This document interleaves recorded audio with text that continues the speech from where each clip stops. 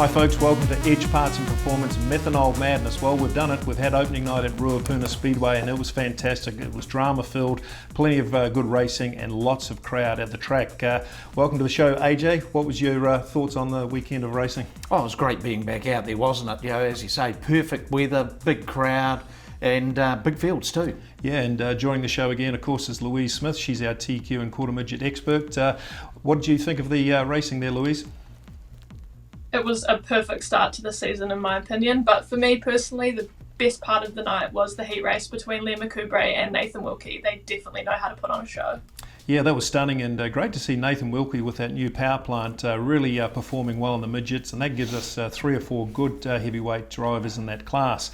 Well, the first thing we're going to look at, folks, is Crash of the Week, and this is brought to us by KH Fabrication. If you break it, he'll fix it. It was from the V6 wingless sprints that we have a look at, the purple and pink car, just getting itself turned around a wee bit, and Andrew Gregg, the owner of both cars, actually tipping himself up. What do you make of this, AJ? Yeah, I think that what we've got here, one car just being put off slightly by a hole in the track. Someone gets round, and that was Mark Morris that went round, and like you say, the car owner, over she goes. Not that memorable for GP Motorsports, was it? No, for those that don't know, they've actually got 4 cars in the class, and that was 2 of theirs. They had some other unfortunate accidents a little later in the evening as well, so not a great day for Andrew and Amanda, but they're good racers and they'll get those cars up and running. And like we've said in the past, that 78C car is actually up for lease, so if you're interested in having a go at a V6 wingless sprint, get yourself down to the pits and talk to Andrew and Amanda.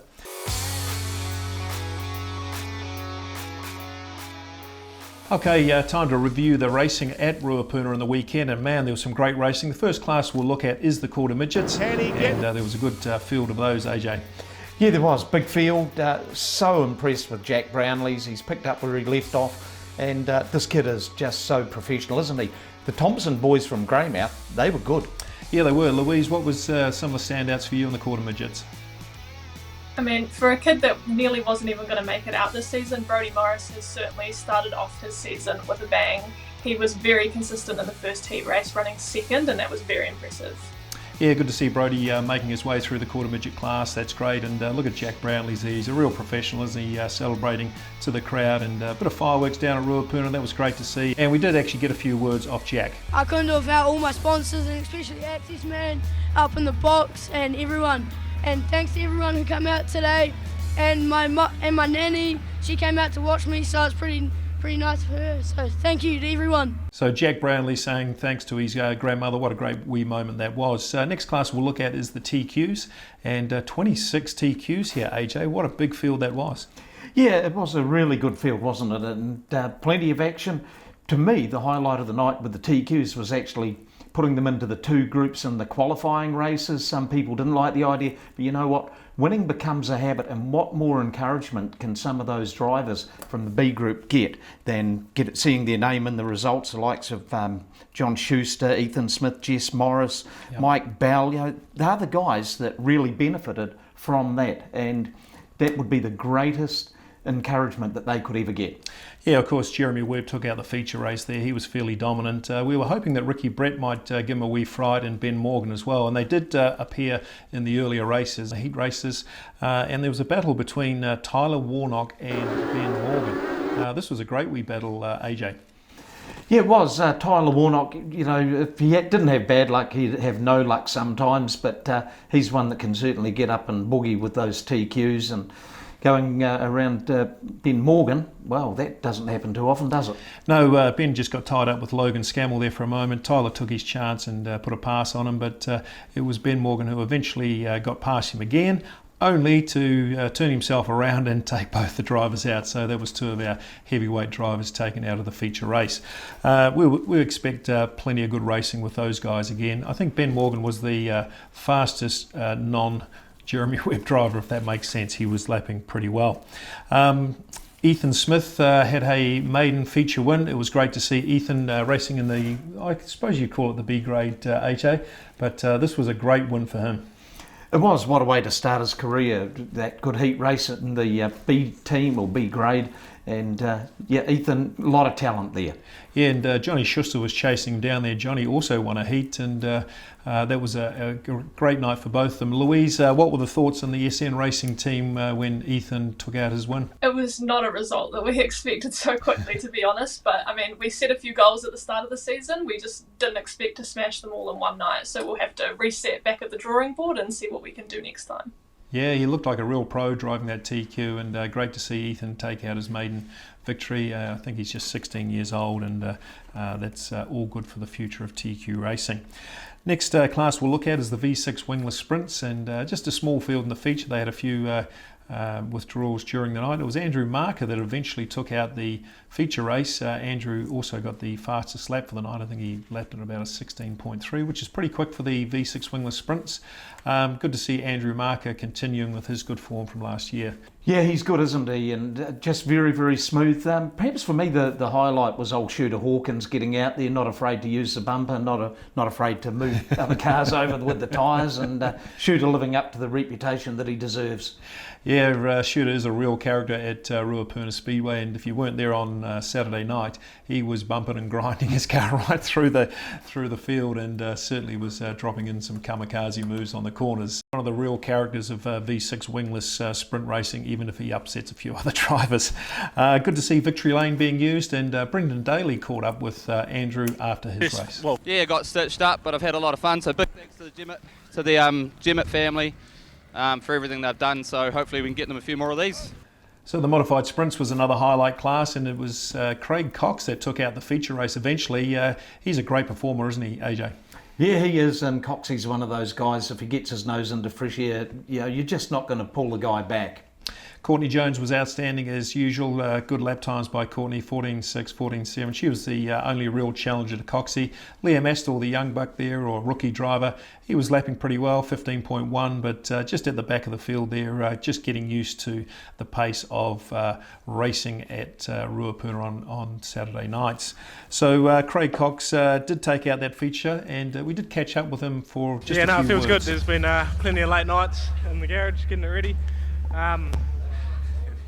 Just can't thank my sponsors enough. Import parts specialist, KH Fabrication. Karen's done a hell of a lot of work to get this car ready, so it's awesome. And my family and partner for all the time she lets me spend in the garage.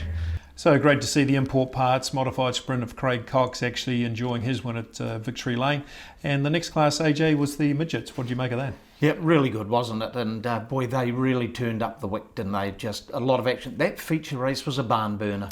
It was. It was Jack Lowe that eventually took it out, and he put a pass on Liam McCoubrey just one lap to go and took the feature win. But Liam McCoubrey, a super smooth driver, man. I think he's going to be a real force in the future. And Jack Lowe, with a lot of motivation now with that big contract in Auckland, he's driving as hard as ever, and he really needed to win that, to be honest, AJ. Yes, he did, didn't he? He's going to take that back up north with him. It's in the kit bag, and he's got form. The other driver that did perform well on the night was Nathan Wilkie, and he actually won a heat race, and it was great to see the Dunedin driver racing his new S-Slinger motor, and it was a real difference in power for Nathan. Look at this. Normally he would be passed and people would move forwards, but he was mixing it up there with Liam McCoubrey with slide job after slide job. Yeah, I think he's a graduate of the Glen Jury School of Slide Jobs, isn't he? Yeah, and isn't it great to see many of the midget car drivers really putting a show on for everybody. Final look there at that battle between Wilkie and McCoubrey, and I know that Nathan was very pleased about his win. What's it like having that extra horsepower, mate? Is it frightening, or you bring it on smoothly? How does it work? It's extremely different. The old engine was a bit of like give and go, and just this one's a lot smoother, and you've got to run a lot harder. So getting used to keeping my foot down and using the brake a bit more, and keeping the revs up. It's good. It looked good from the commentary box. You drove smooth lines, and they didn't look like they were catching you easily. Yeah, no, I felt comfortable enough until Liam slid me, but got him back, and we had a good battle there for a few laps. So I was very happy with that. So yeah. That's Nathan Wilkie. Good to see him performing well here at Ruapuna.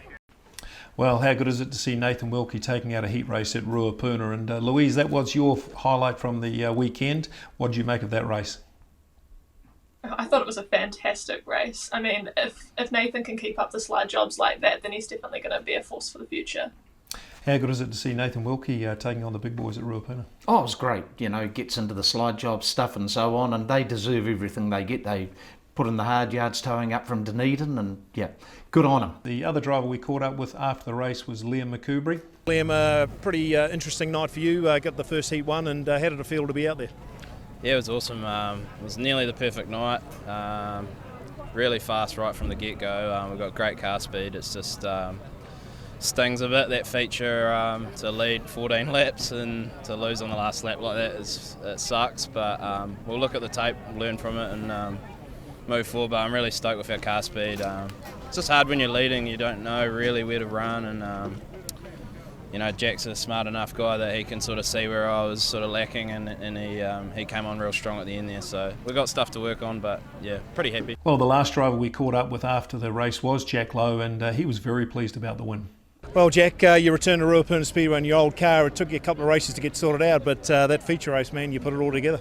Yeah. We actually had a shocky lock-up and seats completely solid in that first race, so we were struggling with a setup the whole night. Just managed to make enough changes and improvise for that feature, and it started to hook up pretty good. Yeah, it looked pretty rough bouncing around some of those holes in the early races, and we all thought you were driving around a setup. How does it feel to put that race together, because you had to work pretty hard? Yeah, no, I'm wrapped. I did have to work pretty hard to get past Liam there, but stoked to get there in the end. Well, I tell you what, Jack Lowe had to win that race as far as I'm concerned, with the big contract up in Auckland and Graham Standring down actually watching all the racing. I think he had to do that, AJ. Yeah, he did, and I think that Jack, the one thing about that race, he played till the final whistle, that he was just not going to give up on it. Yeah, a lot of people don't give him the credit for being a technical racer because he's just a bit of a gasser, but I've watched Jack Lowe, and he really knows how to change his style depending on the track, and he knows how to be patient, and you can't do it much better than that with just one lap to go. So congratulations to you, Jack. Well, of course, the big drama that played out at Ruapuna on Saturday was the sprint car feature. We might just firstly look at who won the race, and it turns out it was Connor Rangi. He's continuing a purple patch of form right now. He took out the feature race here at Ruapuna. Just a short field there, AJ, but it was Connor Rangi leading them out from Dave Kerr, and Jamie Duff, who had a power steering failure, was in the infield fairly early. So Connor Rangi making short work of the feature right in front of his Dalton sponsors as well, and they were in the VIP enjoying the sprint car Summer Slam at the track. We did catch up with Connor Rangi after the race. Congratulations on that feature win. Fantastic race to watch. Can you tell us a little bit about it? Yeah, it was a bit of a stop-start affair, so I was starting to get a bit worried about fuel there a wee bit. But no, it was a fun race. A real shame about Jamie, because I think it would have been a lot of fun. It's always good racing with him, but give it up to my crew and everybody. Massive effort this week, getting the car back together after last weekend. Massive thanks to my sponsors, Dalton's, Clark Performance, Heavy Diesel New Zealand, Joinery Vision, everybody that helps us. We wouldn't be here without them, certainly not without Dalton, so yeah, appreciate it a lot. AJ, that's good for his New Zealand title chances. It is. I think he's no longer the surprise package to the North Islanders. That could be to the detriment of him, but yeah, he's looking hot, isn't he? Yeah, got to say that Jamie Duff, he was just super fast in that feature race in the early stages. Jamie was close on half a second a lap faster than anyone else, and so but for that power steering failure, who knows? Yeah, a little unfortunate for Jamie Duff, that power steering hose coming off his car, so he was really putting in some pretty good laps with some great lap times.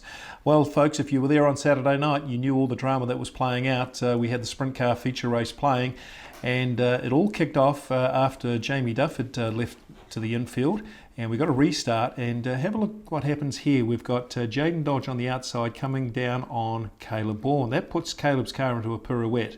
Now at that stage, Caleb got a wee bit annoyed, and he felt that, as far as I can tell, Jaden come right down on top of him. I'm not sure about that, AJ. I think this is just a racing incident. They're hustling along. There's a fair bit of grip there. Jaden's trying to hold on to 900 horsepower. Yeah, he did come down minimally, sort of the response. So, well, Caleb's got to live with that one, doesn't he? But you could see there, he's right on the tail of Dave Kerr, who, by the way, really ran the old Ford hard, didn't he? But the contact, round he went, and we know that the Sasquatch, He races with his heart on his sleeve. He does, and that's why we like him. He's a real villain or hero. I'm not sure which way we're going to go on that. Just a final look at this replay here. You can see that Jayden Dodge is really hustling that thing. Yeah, they come together. Difficult to know how to interpret this one. Certainly if you're in Caleb Bourne's car, it's a nightmare. You've just been knocked out of the feature race. So this is where the drama unfolded. Caleb Bourne goes up beside Jayden Dodge, and there's a bit of push and shove there, nothing too serious. Then all of a sudden it escalates. So Jayden Dodge giving back as good as he got, and there was a wee bit of racing in between here, and they got another restart afterwards. So I can see Oscar Harcourt got involved there. He didn't know where he was being placed in the field, and there was a wee bit of racing. Then we come to this other restart here, and Caleb's not very happy. So I'm not sure what he's doing here, AJ. I think he's trying to position himself for the outside grid. Well, that's being kind to him, and he's ushering the cars forward, and Jayden Dodge is pretty close, and they're probably yelling at each other through the cockpits there. Push and shove again. And of course, Louise, the crowd was absolutely playing up to this, weren't they? Yeah, it may not have been the officials' favourite night, but it definitely was the crowds. It stirred up a great reaction, and it certainly drew quite a few people down to the pits after the meeting. And we can see here the final bit, which is Caleb Bourne putting 900 horsepower into that tail tank and spinning Jayden around. And Jayden wasn't quite sure what was going on, but lots of drama that played out there in the feature race. We did catch up with Jayden Dodge for his reaction immediately after the race. Okay, joined here in the pits by Jayden Dodge. He's just had a meeting with the referees, and Jayden, what was the outcome? We got disqualified from the race, and so did Caleb. So I guess the outcome is probably right, and we'll put it in the trailer and go again for the next one, and try not get spun around on the restarts. Yeah, it was certainly entertaining for the crowd. Not easy having your car spun up during the race. 1 minute you were driving forwards, and the next minute you were spun around. What were you thinking was going on? Well, we definitely got a fairly big love tap from behind. So, but luckily it was on the restarts, and we got on with the race. And car didn't feel quite as good as when the first half of the race, but it sort of felt like a half-broken shock or something, but something must have been bound up. But pace is there, which is nice. Well, there's Jayden Dodge, fairly ambivalent about the whole situation, didn't have too much to say, but certainly a couple of wee frightening moments in the Sprinter as you were being turned around just on warm-ups. What did you make of it, AJ? Oh, when two worlds collide, isn't it? Well, as we've already said, heroes and villains at Ruapuna Speedway, and I think we've got a couple now. We did catch up with Caleb Bourne after the race as well, and he'd just been to the referee's office. Yeah, folks, I'm joined by Caleb Bourne, and it's immediately after the feature sprint car race. What did you make of that race, mate? I think one of the other drivers is a little lost as to what we do on this side of the fence. We don't task your race here like that, you know. If you want to be cunning, just take you out. Well, it was entertaining for the crowd, and what did you make of the whole situation? Certainly blood was boiling for all of their drivers out there. Yeah, man, he's pretty loose, eh? Fucking run me over coming off the turn, and then just would let me back into grid after being told copious amount of times by the officials to get back in. Yeah, Caleb Bourne certainly outspoken as far as a sprint car driver goes, but we like that, AJ. That's all part of the sport. Oh, it is. Yeah, nothing's left on the plate, is it? There's no scraps even. Yeah. Well, look, that was the feature race there. Jamie Duff did have a wee incident. We've talked about that already, and we did catch up with him after the race. Let's have a look at what he had to say. Curse continues for you guys, mate. No, there's no curse. So what was the situation? The car was fast, like it was all night, it was pretty good. I was a little bit rusty in the first race, and then just power steering line failed in the feature, and rather than try and drive around with no power steering on a night that, you know, it's not a New Zealand title, it's not a War of the Wings round for us anyway, you know, so I just retired the car. Okay, well that's good. The crowd did see you do some pretty quick laps there, and thankfully it's just something minor. What's the plans for the New Zealand title? Are you leading into it, or are you just going to go race hard as you can with all meetings? We just race every meeting like it's a New Zealand title, you know, we try and put everything into it. I'd just like to finish it at this stage, you know, but there's no curse. Well, there wasn't too much damage on the sprint car feature race, but if there was, the place to go to is Edge Parts and Performance. Triple X chassis are now in stock at Edge Parts and Performance. These outstanding sprint car chassis are winners with the World of Outlaws, proven in Pennsylvania, and raced on the bull rings of New Zealand. Edge Parts and Performance, proud stockists of racer-inspired, race-proven, XXX chassis and race components.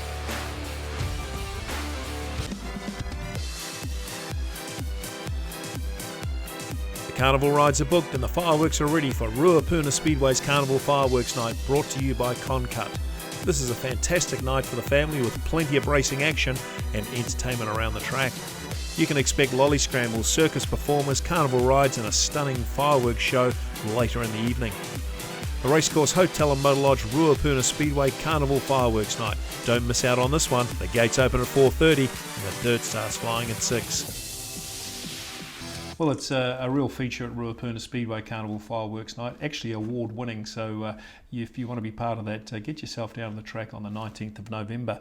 The other promotion we kicked off was the schools promotion, AJ. Tell us about that. Oh, it must have worked pretty well. There's a big distribution of tickets around the local area and lots of kids there on Saturday night, all lapping it up. Yeah, how that worked was we had 100 tickets given away to all the Rolleston schools, and we had a good number of families turn up, which made for a wonderful atmosphere. And for those that haven't been to Ruapuna, we've got a kids zone there too. We've got spring-free trampolines, we've got a permanent clown there, and lots of entertainment. So if you want to bring your littlies out, Ruapuna is really the place to go. And it's all happening at Ruapuna. Of course, we had the Melrose Motorsport Kart Challenge. Louise, you're in charge of that. Tell us who won that. Yeah, that was a really fun event to kind of see come back to life again after all these years. It was Isabella Hendry who had the quickest time out of those two competitors, so she'll be the one that advances through to the final round at the end of the season. Yeah, that's a great promotion. If you've got kids between 6 and 13 years, you can get yourself into the competition. 3 kids will get to go around the skill course on a Saturday, and if you're the fastest time on the day, you'll get to advance to the final. And guess what? If you win that, you win the card. So Phil Melrose is a great supporter of Ruapuna Speedway giving that card away. Well, there's plenty of promotions and giveaways on track, and we've got another giveaway here in the studio. This is the Roger Gleason piece of memorabilia from the 80s, sprint cars in the 80s. And AJ, just remind us, what was the question? Yeah, the question was what Kenny Rogers song inspired the name of a certain sprint car chassis. Of course, Roger Gleason did use that chassis as well, and it was the Gambler. And how many entries did you get, and who was the winner? Oh, there's too many entries. Rose Birchfield was the winner. Okay, good on you, Rose. Congratulations to you. We'll get AJ to send this out to you, and I think you're a good fan of Ruapuna Speedway as well. So, folks, that's the end of the show. We might just quickly look forwards to our next meeting, which, of course, is the 19th of November. It's Carnival Fireworks Night. Louise, what's your favourite part of Carnival Fireworks Night? Yeah, as I said earlier, it's my favourite event of the whole Speedway season, so I'm just really looking forward to seeing the big crowd and the rides and the fireworks and more great racing, just as we had at opening night. Yeah, it's really magical for families that come along, and it was just an idea that sort of popped into the minds of the promotions committee a few years, and it really took off. AJ, just remind us what happened. How did we get Carnival Fireworks Night up and running? Well, it all came about when the A&P show, and not only the Christchurch one, but a lot of them around the country were cancelled, and so the thought came into their head, let's bring the circus to the Speedway, so to speak, and just give everyone the opportunity for those rides and just have a good night out. Yeah, it really reminds me of the old Industries Fair years ago. Not as many rides, but certainly if you bring the kids along, there's a couple of carnival rides. There's the Smiling Clowns, and we've also got our entertainers all around the track. So if you're looking for something a little unusual, get yourself down to Carnival Fireworks Night on the 19th of November. Well, that's it, folks, for our show, and until next time, keep your foot up it.